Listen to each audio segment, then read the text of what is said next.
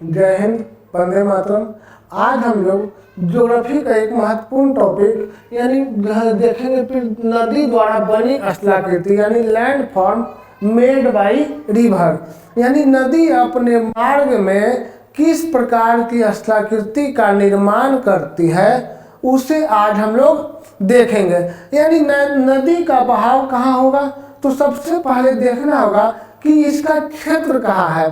तो इसका क्षेत्र कहाँ होगा, मैदानी क्षेत्रों में। तो नदी कहाँ किस ओर से बहेगी, तो मैदानी क्षेत्रों में एवं पहाड़ी क्षेत्रों में नदी का बहाव होगा। कोई क्लियर, कोई दिक्कत? देखें, अब देखें नदी को जहां से नदी निकलती है, जहां से नदी निकलती है उस क्षेत्र को कहते हैं उसका उद्गम क्षेत्र। यानी जहां से नदी निकली वो कहलाया उस नदी का उद्गम क्षेत्र, है ना। जहां से नदी निकली वो कहलाया नदी का उद्गम क्षेत्र। जिन जिन क्षेत्रों से वो होकर बही ये क्या कहलाया, उद्गम क्षेत्र।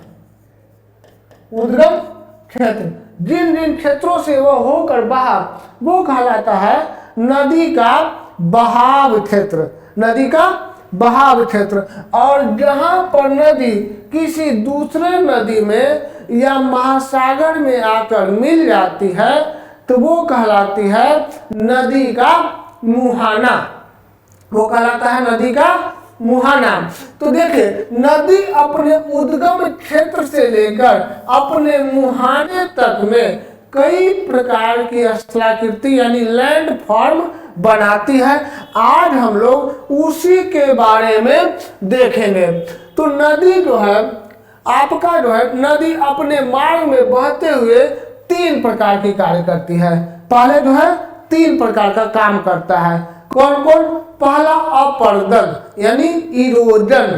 पहला क्या करता है, अपर्दन यानी तोड़ना फोड़ना, तोड़ना फोड़ना यानी इरोजन करना। दूसरा कहलाता है परिवहन यानी ट्रांसपोर्टेशन, यानी उस टूटे हुए पदार्थ को बहाकर एक स्थान से दूसरे स्थान तक ले जाना। और तीसरा कहलाता है निक्षेपण यानी डिकम्पोजिशन, यानी वो पदार्थ जो बहा कर लाया है उसे उचित स्थान मिलने पर उसका निक्षेप कर देना यानी जमा कर देना, ये कहलाता है निक्षेपण। तो नदी अपने मार्ग में कितने प्रकार के काम करती है, तीन प्रकार के। कौन कौन? अपर्दन, परिवहन और निक्षेपण। तो अपर्दन में क्या होता है, तोड़ना फोड़ना यानी अपने मार्ग में आने वाले चट्टानों को तोड़ना फोड़ना नदी के अपर्दन कार्य में आता है। उसी प्रकार उसको उसको बहाकर एक स्थान से दूसरे स्थान तक ले जाना ये नदी का परिवहन कार्य है यानी ट्रांसपोर्टेशन कार्य। तथा उसका जो है उस पदार्थ को बहा कर लाए गए पदार्थ को वो किसी विशेष स्थान पर किसी उचित स्थान पर निक्षेपित करने लगती है, उसे कहते हैं डिकम्पोजिशन या निक्षेपण। नदी के जल में जो आपका पदार्थ मिला रहता है उसे हम लोग कहते हैं जलोढ़। यानी जलोढ़ में क्या है, बहुत सारे चट्टानी के टुकड़े, धूल कणीय, जीवाश्म, जीव जंतु ये सब जो मिले रहते हैं वो कहलाते हैं जलोढ़। अब देखिए नदी का जो है यदि वेग, नदी का वेग यदि दुगना हो जाता है तो उसका अपर्दन करने की क्षमता यानी उसे तोड़ने फोड़ने की क्षमता कितनी हो जाएगी, 4 गुना बढ़ जाती है। ठीक है, नदी का वेग यदि दुगना हो जाएगा तो उसे तोड़ने फोड़ने की क्षमता 4 गुना बढ़ जाती है। तो उसके बाद नदी का वेग यदि 4 गुना हो जाए तो उसका अपर्दन करने की क्षमता 16 गुना, और यदि 16 गुना वेग कर दिया जाए तो उसका अपर्दन करने की क्षमता 64 गुना तक बढ़ जाती है यानी मल्टीप्लाई बाई 64। अब देखिए नदी का अपर्दन जो है करने की शक्ति किस पर डिपेंड करती है, तो नदी का जो है ढाल जितना अधिक होगा वो क्या होगा, नदी का वेग उतना ही अधिक होगा। नदी का ढाल जितना अधिक होगा नदी का वेग उतना ही अधिक होगा, और जिस कारण नदी का अपर्दन भी अधिक होगा। यानी नदी अपने मार्ग में जो है आने वाले चट्टानों का अपरदन भी अधिक करेगी, जितना अधिक उसकी ढाल होगी। अब देखिए, आपका जो है एक अमेरिकी वैज्ञानिक थे, भूगर्भ शास्त्री थे, विलियम मॉरिस डेविस। क्या उनका नाम था? क्या? William Morris Davis. इन्होंने जो है नदी की 3 अवस्थाओं को बताया है। ये आपका 67 बीपीएससी में भी आया था कि नदी की अवस्थाओं को किसने बताया है? तो कौन है? William Morris Davis. इन्होंने नदी के 3 अवस्थाएं बताई है, यानी युवा अवस्था, प्रौढ़ावस्था यानी यंग एज, मैच्योरिटी एज, और तीसरा है वृद्धावस्था यानी ओल्ड एज। अब देखिए, इनके अनुसार कहते हैं कि नदी की सबसे अधिक अपरदन करने की क्षमता किस अवस्था में होती है? आपकी युवा अवस्था में। यानी नदी सबसे अधिक तोड़ फोड़ चट्टानों की कब करेगी? तो युवा अवस्था में, यानी यहाँ पर इसकी ढाल अधिक तीव्र होगी। और इस कंडीशन में नदी जो है अपने किनारे का अपरदन न करके अपने नीचे तली का अपरदन अधिक करती है, जिस कारण इस क्षेत्र में जो है नदी की गहराई अधिक जबकि चौड़ाई कम होती है। और इस तरह की अवस्था हम लोग को कहाँ देखने को मिलती है? पहाड़ी क्षेत्रों में, यानी नदी का जहाँ पर उद्गम हुआ है। जैसे हम लोग देखते हैं गंगा नदी का चौड़ाई जो मैदानी क्षेत्रों में है, वही इसका चौड़ाई जो है पहाड़ी क्षेत्रों में जाकर, यानी जहाँ से ये निकलते हैं उत्तराखंड में जाकर देखेंगे हरिद्वार, ऋषिकेश वगैरह में, तो इसकी चौड़ाई इतनी अधिक नहीं है जितना कि इसकी चौड़ाई आपका पटना, भागलपुर, बक्सर के क्षेत्रों में, यूपी के क्षेत्रों में देखने को मिलता है ना। देखिए, अब होता क्या है कि आपका जो है इस अवस्था में नदी अपने किस दिशा में अपरदन कर रही है? तो अपनी गहराई का अपरदन अधिक करती है, जबकि अपनी चौड़ाई का अपरदन बहुत कम करती है, यानी कम करती है। दूसरा आता है प्रौढ़ावस्था। प्रौढ़ावस्था आपका नदी के मैदानी क्षेत्रों में देखने को मिलता है, यानी इस अवस्था में नदी अपने गहराई का अपरदन करना बंद कर देती है और किसका अपरदन करेगी? अपनी चौड़ाई का। यानी इस क्षेत्रों में, यानी जब नदी प्रौढ़ावस्था में हो तो उसकी चौड़ाई क्या होगी? अधिक हो जाएगी, जबकि गहराई कम हो जाएगी। उसके बाद आता है तृतीय वृद्धावस्था यानी ओल्ड एज। यानी नदी जब अपने मुहाने पर जाती है तो यहाँ पर इसकी ढाल बहुत ही मंद हो जाती है, और बहुत मंद होने के कारण इसमें अब अपरदन करने की क्षमता समाप्त हो जाती है। अब यहाँ क्या होता है? निक्षेपण की प्रक्रिया आरंभ हो जाती है, यानी जमा करने की क्रिया ये आरंभ कर देती है। इस अवस्था को हम लोग आपका वृद्धा अवस्था नाम देंगे। जैसे गंगा नदी को देखेंगे तो गंगा नदी उत्तराखंड के क्षेत्रों में आपका किस अवस्था में है? युवा अवस्था में। वही यूपी बिहार के क्षेत्रों में ये किस अवस्था में है? ये आपका प्रौढ़ावस्था में है। वही बंगाल में जो सुंदरबन का डेल्टाई क्षेत्र है वहां पर इसका क्या हो जाता है? ये वृद्धावस्था में पहुंच जाती है, यानी वहां पर इसकी अवस्था आपका क्या है? वृद्धावस्था में। अब देखिए, नदी जो है अपरदन नदी जो है चट्टानों का अपरदन 4 प्रकार के क्रियाओं से करती है। पहला है अपघर्षण, है ना? पहला क्या है? अपघर्षण। दूसरा है घोलीकरण, तीसरा है सन्निघर्षण, और चौथा है जलगर्तिका। यानी इस 4 तरह से वो किसी चट्टान का अपरदन करती है, 4 तरह से किसी भी चट्टान को तोड़ती फोड़ती है। अब देखिए, नदी के अपरदन क्रिया के द्वारा अंतिम स्थलाकृति जो बनता है वो कहलाता है पेनी प्लेन, यानी संप्राय मैदान। और संप्राय मैदान के बीच बीच में जो है उठा हुआ छोटा छोटा टीला होता है, उसे कहते हैं मोनेड नोक, उसे कहते हैं मोनेड नोक।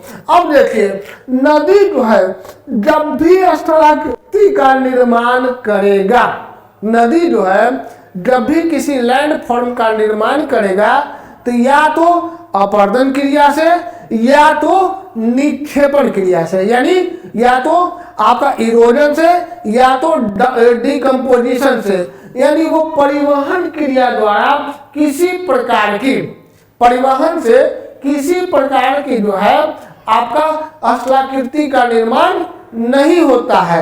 ये ध्यान रखिएगा, जब भी स्थलाकृति बनेगा तो या तो अपरदन से या तो निक्षेपण से, आपका परिवहन से किसी प्रकार की स्थलाकृति नहीं बनती है।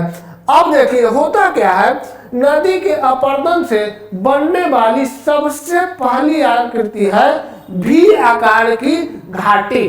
भी आकार की घाटी, भी आकार की घाटी कब बनती है? तो हम लोग क्या देखें कि नदी जो है जब पर्वतीय क्षेत्रों से निकलती है, यानी गंगा नदी जब जो है निकलती है गंगोत्री नामक हिमनद से, तो वहां पर इसका नाम गंगा नहीं है, वहां पर इसका नाम जो है जब ये आपका देव प्रयाग में मिलती है तब इसका नाम गंगा हो जाता है। इसमें कई नदियां आकर मिलती है, अलकनंदा आपका भागीरथी है, अलकनंदा है, मंदाकिनी है, ये सभी नदी आकर मिलती है, तब आगे चलकर इसका नाम गंगा होता है। अब देखिए नदी यानी जो है जहाँ से ये निकलती है, यानी पर्वतीय क्षेत्रों से निकलती है, तो यहाँ पर ये किस अवस्था में है? युवा अवस्था में है। तो युवा अवस्था में है तो इसका जो है तली का अपरदन अधिक होगा या कम? तो तली का अपरदन अधिक होगा। इसका जो चौड़ाई अधिक होगा या कम? चौड़ाई कम होगी, और जिससे इसके घाटी का आकार भी आकार का हो जाता है, जिससे आपका जो है जिसे भी आकार की घाटी कहते हैं, है ना। और ये कहाँ मिलेगा देखने को? पर्वतीय क्षेत्रों में मिलेगी, जहां से नदी निकल रही है। यहाँ पर इसकी चौड़ाई कम जबकि गहराई अधिक होती है। अब देखिए इसकी दूसरी एक महत्व यहाँ पर हम लोग देख रहे हैं, ये क्या है? भी आकार की घाटी, ये पर्वतीय क्षेत्र है, ये भी पर्वतीय, और ये बीच से नदी निकल रही है ना। अब देखिए दूसरा आपका आता है गॉर्ज। गॉर्ज क्या होता है? तो नदी का जो भी आकार का घाटी है वो उसकी गहराई और अधिक बढ़ जाए, यानी वो गहराई में उसका ढाल क्या हो? अधिक हो। नदी का ढाल जितना अधिक होगा गहराई उसकी उतनी ही अधिक होगी। तो नदी का ढाल अधिक होने के कारण नदी के भी आकार की घाटी जो है का जो है और अधिक गहराई में जो है परिवर्तित हो जाती है, जिसे हम लोग गॉर्ज कहते हैं। जिसे हम लोग क्या कहते हैं? गॉर्ज। गॉर्ज की रचना कहाँ होगी? कठोर चट्टानी क्षेत्रों में। गॉर्ज की रचना कहाँ होगी? कठोर चट्टानी क्षेत्रों में। तो भारत में जो है इस प्रकार की रचना कहाँ मिलेगी? नर्मदा, चंबल, कृष्णा, सतलज, सिंधु आदि नदियां जो है गॉर्ज बनाती है। कौन कौन? नर्मदा मध्य प्रदेश, नर्मदा चंबल राजस्थान, कृष्णा का सतलज पंजाब, कृष्णा का आंध्र प्रदेश का क्षेत्र, सिंधु आपका पंजाब का, ये सब नदियां जो है गॉर्ज बनाती है। अब देखिए भारत का सबसे ऊंचा भाखड़ा बांध, भारत का सबसे ऊंचा कौन सा बांध है? भाखड़ा बांध, जो सतलज नदी पर बना हुआ है। ये किस गॉर्ज पर है? भाखड़ा गॉर्ज पर बनाया गया है। भारत का सबसे ऊंचा बांध भाखड़ा बांध जो है वो सतलज नदी पर है, और किस गॉर्ज पर है? तो आपका भाखड़ा गॉर्ज पर ही बनाया गया है। देखिए गॉर्ज की आकृति इस प्रकार की होगी, है ना। देख रहे गहराई क्या है? अधिक हो गई है, गहराई अधिक है जबकि चौड़ाई कम है। दिक्कत। अब देखिए गॉर्ज के बाद आता है कैनियन। गॉर्ज के बाद कैनियन। तो गॉर्ज जो है गॉर्ज की गहराई और अधिक हो जाए, यानी गॉर्ज जो है भी नदी का भी आकार और अधिक गहरा होकर वो क्या हो जाएगा? गर्द में बदले, और गॉर्ज और अधिक होकर उसका आकार अंग्रेजी के आई अक्षर के समान हो जाए, यानी और अधिक गहरा हो जाए, तो उसे हम लोग कहते हैं कैनियन। इसकी गहराई अधिक तथा ढाल क्या होगी? एकदम तीव्र होगी। ढाल क्या होगी? एकदम खड़ी ढाल वाली होगी, और इसकी आकृति अंग्रेजी के आई अक्षर के समान दिखता है। अब देखिए विश्व का सबसे गहरा कैनियन है ग्रैंड कैनियन। विश्व का सबसे गहरा कैनियन कौन है? Grand canyon. ग्रैंड कैनियन कहाँ है? यूएसए में कोलोराडो नदी पर है। यूएसए में किस नदी पर? कोलोराडो नदी पर जो है बना हुआ कैनियन है ग्रैंड कैनियन, जो कि विश्व का सबसे गहरा कैनियन है।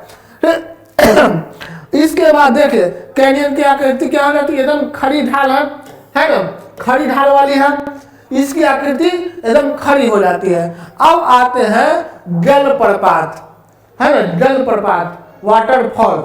वाटरफॉल किसे कहते हैं? देखिए जब नदी का जल ऊंचाई से, जब नदी का जल ऊंचाई से खड़े ढाल के सहारे, जब ऊंचाई से नदी का जल ऊंचाई से खड़े ढाल के सहारे तीव्र गति से गिरती है तो उसे हम लोग कहते हैं वाटरफॉल यानी जलप्रपात। उसे हम लोग कहते हैं जलप्रपात। नदी का जल जब ऊंचाई से खड़े ढाल के सहारे नीचे गिरती है तीव्र गति से तो वो कहलाता है जलप्रपात। देखिए ये आपका क्या है? नदी का जल है, ये क्या है? गहरा, ऊंचाई से खड़े ढाल के सहारे नीचे गिर रहा है ना, ऊंचाई से खड़े ढाल के सहारे नीचे गिर रहा है।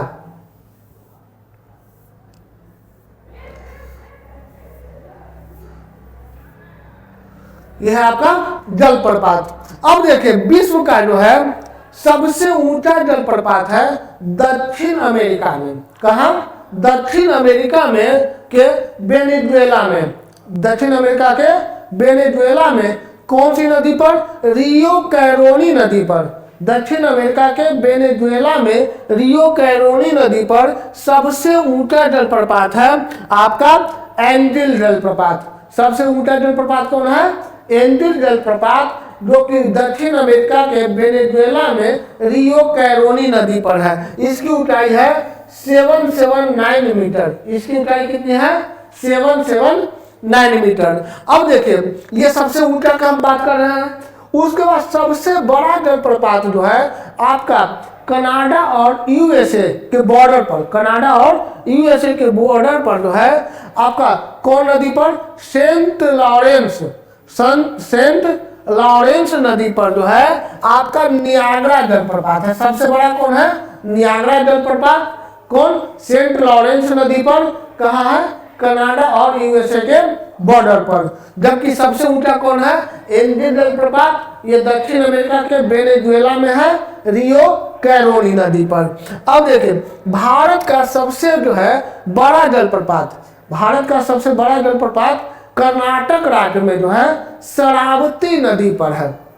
कर्नाटक राज्य में किस नदी पर? शरावती नदी पर, जिसका नाम है जोग या गरसोप्पा। जिसका नाम क्या है? जोग या गरसोप्पा जलप्रपात, जिसका नाम जो है बदलकर 1969 में महात्मा गांधी जलप्रपात कर दिया गया है। जिसका नाम 1969 में क्या कर दिया गया है? महात्मा गांधी जलप्रपात, और इसका नाम क्या है? जोग या गरसोप्पा जलप्रपात। अब देखिए भारत का सबसे बड़ा जलप्रपात, सबसे जो है ऊंचा जलप्रपात आपका कहाँ है? रांची में स्वर्णरेखा नदी पर हुंड्रू जलप्रपात है। सबसे ऊंचा क्या है? रांची में आपका स्वर्णरेखा नदी पर हुंड्रू जलप्रपात सबसे ऊंचा जलप्रपात है। चलिए अगली स्थलाकृति करते देखते हैं क्षिप्रिका। क्षिप्रिका क्या होता है? अगली स्थलाकृति क्या है? क्षिप्रिका। तो क्षिप्रिका है भाई नदी जब पर्वत ढाल के सहारे नीचे उतरती है, पर्वत ढाल के सहारे नीचे उतरती है तो पर्वत की संरचना क्या होती है? असमान होती है, कहीं ऊबड़ खाबड़ संरचना होती है, जिस कारण जो है नदी का जल उछलते कूदते हुए आगे बढ़ता है, यानी सीधी नुमा आकृति में आगे बढ़ता है। इसी आकृति को कहते हैं आपका उछलते कूदते नीचे उतरती है सीधी नुमा आकृति में, जिसके कारण जो है ये रास्ते में अपरदन करते हुए आती है और अपने जो है नदी के मार्ग का भी जो है को भी सीधी नुमा बना देती है, पर्वत ढाल को भी सीधी नुमा बना देती है। इसे ही क्षिप्रिका कहा जाता है ना।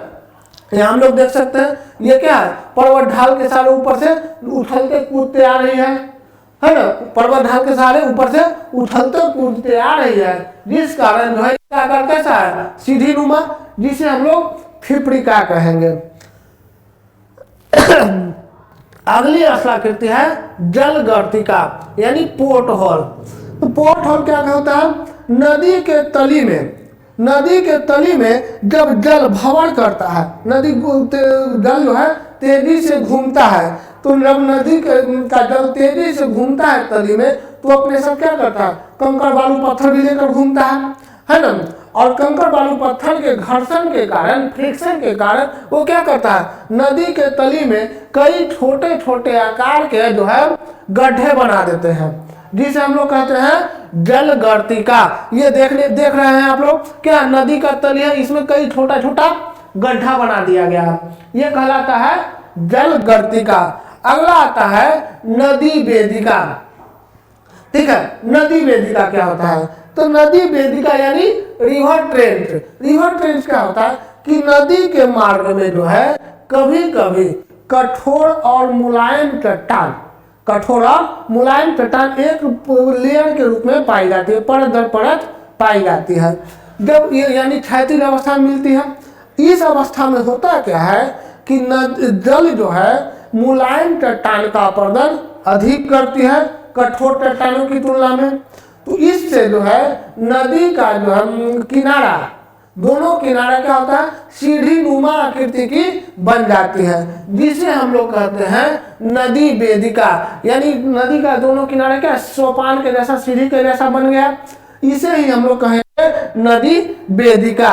ये आपका जो है देखिए, ये आपका क्या है, नदी वेदिका सीढ़ी के आकार का जो है अलग अलग संरचना बन गया है ना, नदी का तो किनारा।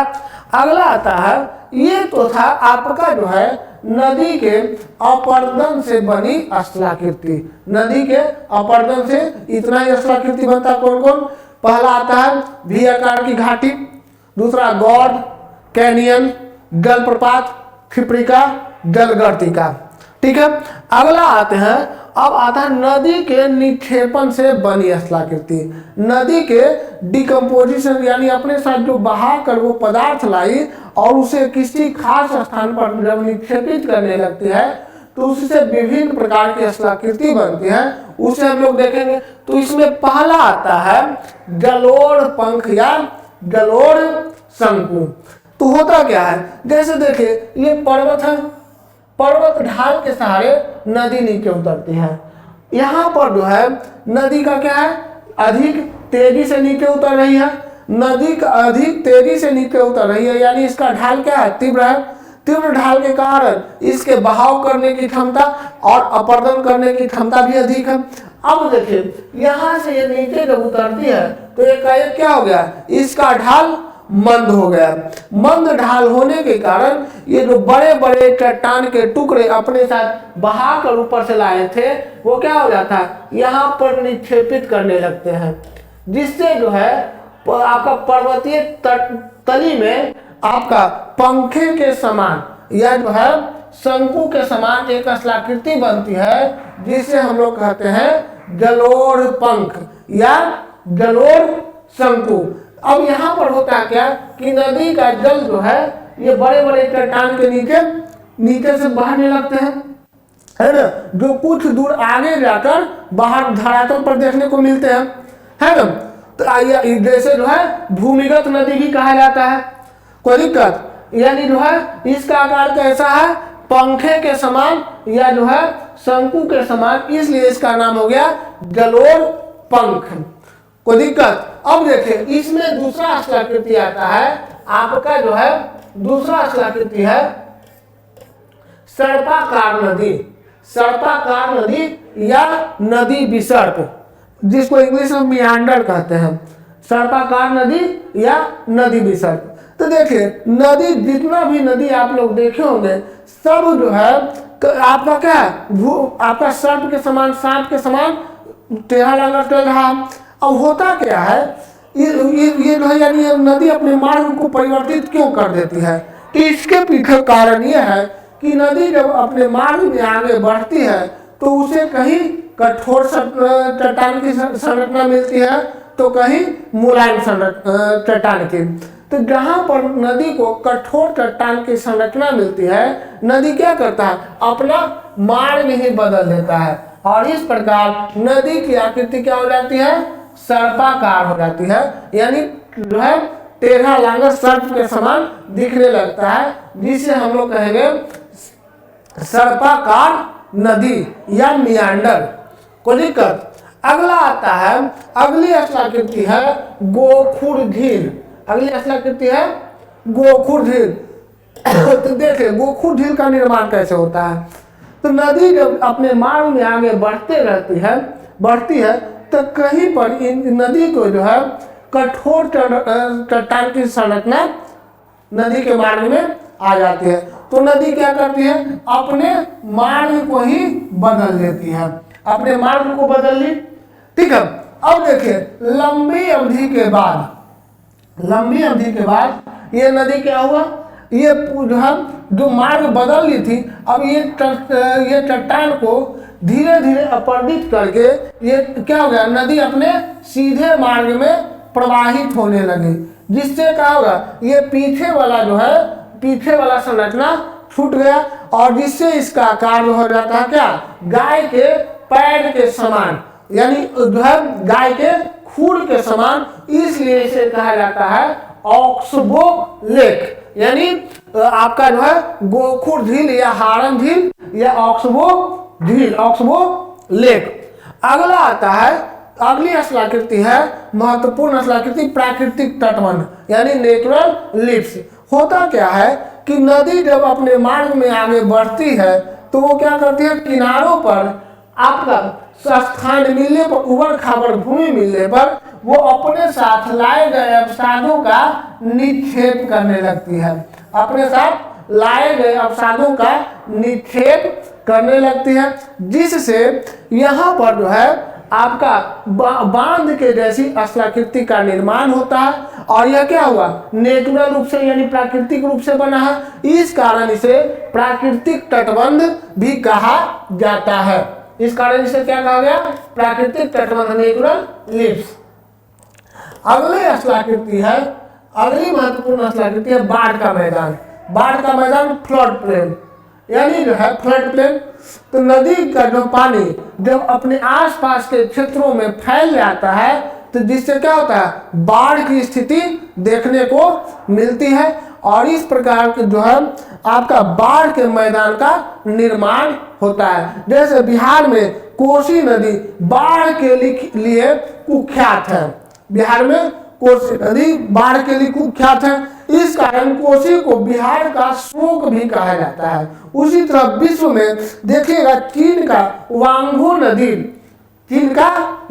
नदी ये बाढ़ के लिए विख्यात है, इसलिए चीन का शोक किसको कहा जाता है, वांगो नदी को, है ना। और लास्ट स्थलाकृति है डेल्टा शब्द जो है आपका सबसे महत्वपूर्ण स्थलाकृति है और डेल्टा का निर्माण होगा कहाँ होगा, नदी के मुहाने पर, यानी नदी के वृद्धावस्था में बनने वाली एक महत्वपूर्ण निक्षेपण से बनी स्थलाकृति है डेल्टा। अब देखिए डेल्टा शब्द का नामकरण सबसे पहले हेरोडोटस ने किया था। हेरोडोटस कौन, वही फादर ऑफ हिस्ट्री, है ना। इन्होंने सबसे पहले अफ्रीका में नील नदी के मुहाने पर त्रिभुजाकार आकृति को देखकर उसका नाम डेल्टा दिया था। ठीक है, कौन दिया था, हेरोडोटस ने। कहा तो सबसे पहले नील नदी के मुहाने पर त्रिभुजाकार आकृति को देखकर इसका नामकरण डेल्टा दिया। अब देखिए विश्व का जो है सबसे बड़ा डेल्टा जो है कौन है, गंगा और ब्रह्मपुत्र नदी का जो है डेल्टा, जिसे हम लोग सुंदरबन का डेल्टा के नाम से भी जानते हैं, जिसे हम लोग किस नाम से, सुंदरबन के डेल्टा के नाम से भी जानते हैं। अब देखिए डेल्टा जो है अपना आकृति के आधार पर कई प्रकार के होते हैं। डेल्टा का जो है शेप के आधार पर कई भागों में बांटा गया है। पहला है आपका चापाकार डेल्टा। चापाकार डेल्टा यानी इसकी आकृति कैसी होगी, इसकी आकृति होगी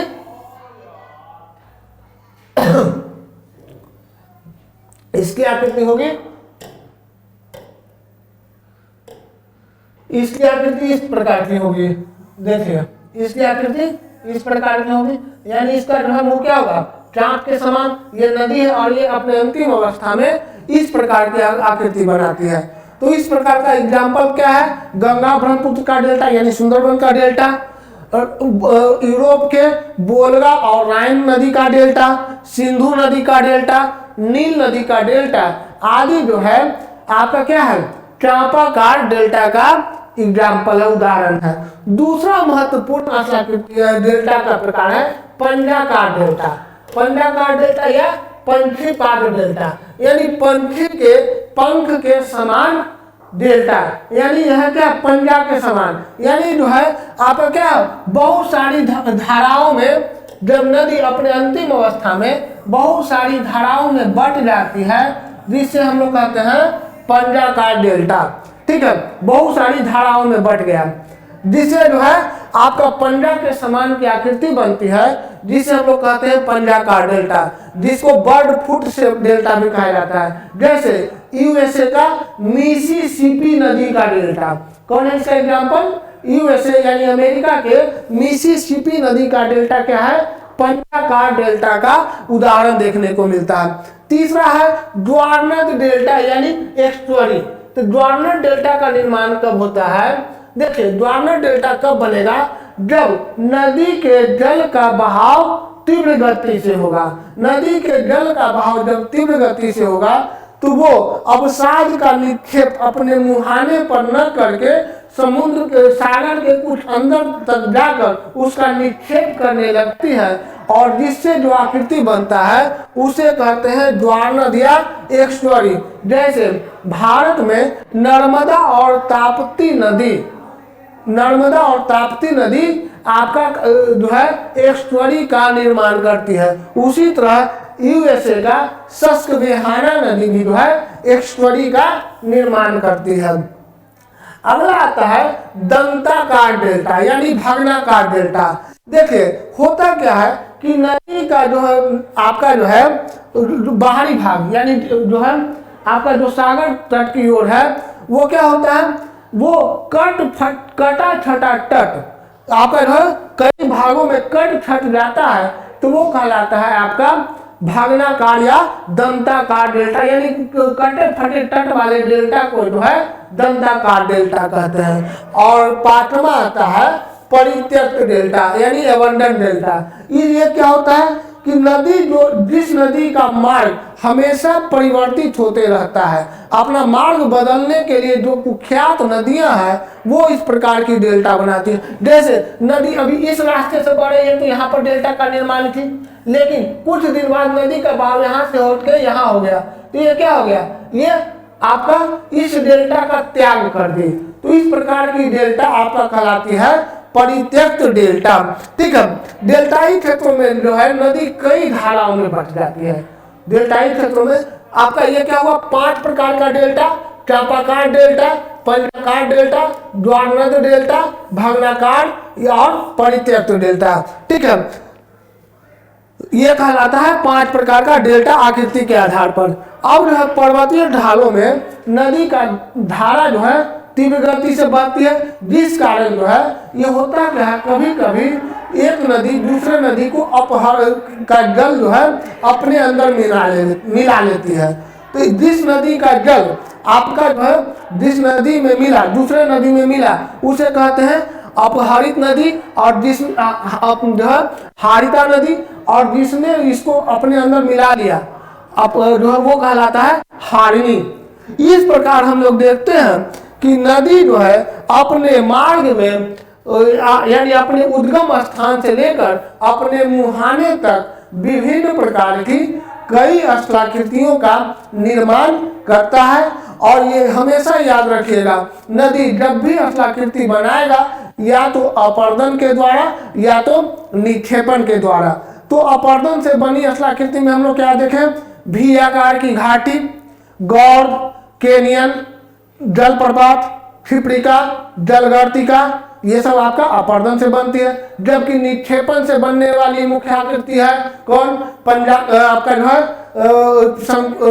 ये निक्षेपण से बनने वाली प्रमुख आकृति है आपका क्या है, जलोढ़ पंख या जलोढ़ शंकु, नदी विसर्प है ना, या मियांडर, बाढ़ का मैदान, डेल्टा, प्राकृतिक तटबंध, ये सब आपका निक्षेपण से बनने वाली प्रमुख स्थलाकृति है। और डेल्टा को आकृति के आधार पर हम लोग कितना भाग में बांटे, 5 आकार में। कौन कौन, चापाकार डेल्टा, पंजाकार डेल्टा, ज्वारनट डेल्टा, उसके बाद आपका आता है दांताकार डेल्टा, और लास्ट आता है आपका परित्यक्त डेल्टा। इस प्रकार हम लोग देखते हैं कि नदी जो है, नदी के द्वारा बनी स्थलाकृति एक अपने मार्ग में विभिन्न प्रकार के लैंडफॉर्म का स्थलाकृति का निर्माण करती है, जो कि हमारे धरातल की संरचना को आपका विभिन्न प्रकार के रूप देती है। इस प्रकार जो है ये हम लोग जो है नदी से बनी स्थलाकृति को देखें। मिलते हैं हम लोग किसी नए टॉपिक पर अगले वीडियो में। जय हिंद, जय भारत।